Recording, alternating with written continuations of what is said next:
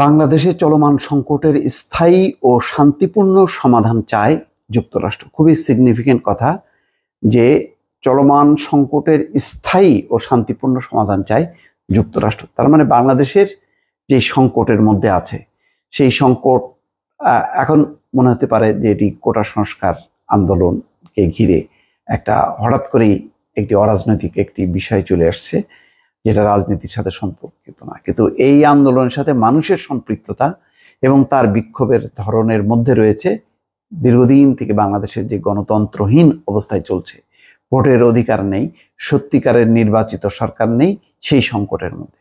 সেই কারণেই মার্কিন যুক্তরাষ্ট্রের মুখপাত্র আজকে খুব সিগনিফিকেন্টলি একটি বক্তব্য এনেছেন যে চলমান সংকটের স্থায়ী ও শান্তিপূর্ণ সমাধান চায় যুক্তরাষ্ট্র।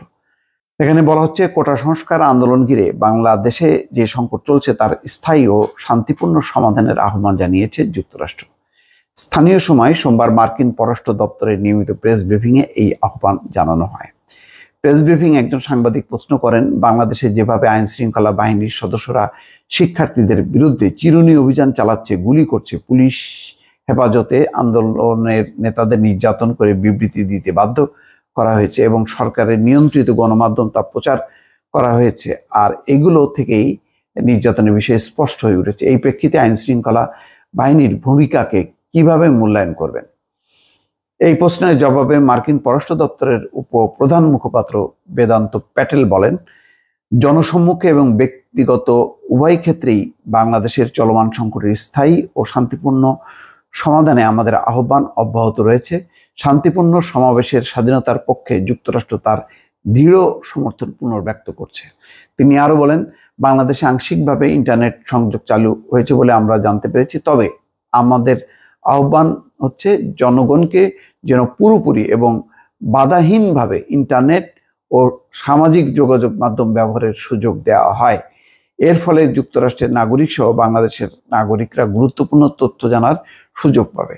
দর্শক, তার মানে হচ্ছে এই যে ইন্টারনেট সংযোগটাকে তো আন্তর্জাতিক পর্যায় থেকে বারবার বলা হচ্ছে যে এর ফলে আমদানি রপ্তানি বাণিজ্য সহ মানুষের যে যোগাযোগ সবগুলোই ব্যাহত হচ্ছে এবং এই ব্যাপারে যথেষ্ট পরিমাণ ক্ষোভ বিক্ষোভ সঞ্চারিত হচ্ছে এবং এই ব্যবসার সাথে পশ্চিমা বিশ্ব যুক্ত আছে। এটা যেমন বিষয়, তেমনি হচ্ছে মার্কিন যুক্তরাষ্ট্র সাম্প্রতিক সময় বাংলাদেশ দূতাবাসে তার একেবারে প্রয়োজনীয় সংখ্যক স্টাফ ছাড়া বাকিদেরকে কিন্তু সরিয়ে নিয়েছে। এই সিদ্ধান্ত কিন্তু তারা ঘোষণা করেছে। তার মানে হচ্ছে বাংলাদেশকে অত্যন্ত সতর্কভাবে এখন পর্যবেক্ষণ করছে এবং হয়তো মার্কিন যুক্তরাষ্ট্র সরাসরি এখন কোনো পদক্ষেপের বিষয়ে চিন্তা না করলেও তারা জাতিসংঘের দিকে তাকিয়ে আছে যে জাতিসংঘ হয়তো কোনো পদক্ষেপ নেবে।